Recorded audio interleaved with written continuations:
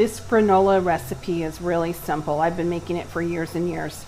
3 cups of old-fashioned oats, and I'm going to add a cup and a half of whatever kind of nuts you want and a half a cup of whatever kind of seeds.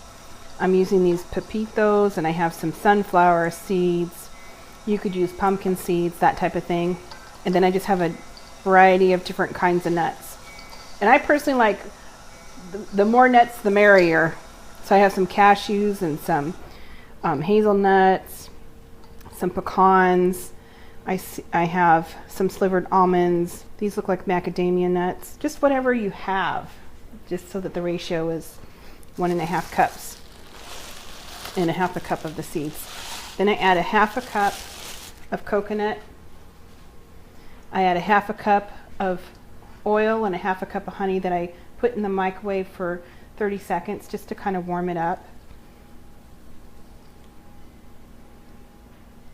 Get that poured on. Add a teaspoon of kosher salt.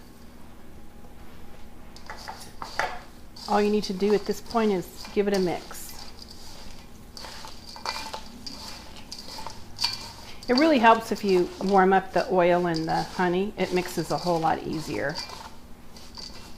And this is just the standard granola mix. You can customize it any way you want to.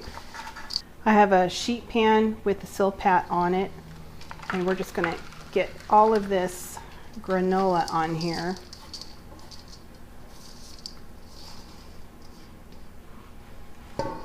And just spread it out with your spatula. Try to get it as even as you can. The silpat makes really nice work of making granola. Doesn't stick to your pan, and you could use parchment paper that you spray with a little cooking spray. That I've done that many times. It works really good.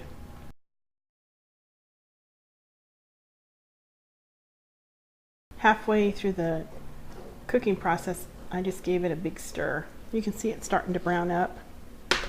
We're going to get this back into the 300-degree oven for another 30 minutes. Granola's come out of the oven. It looks really good. I have a couple pieces of parchment paper that I'm going to spray with some cooking spray. While the granola is still hot from coming from the oven, I'm going to go ahead and get it onto the parchment paper. Then after it cools, I just store it in a peat container.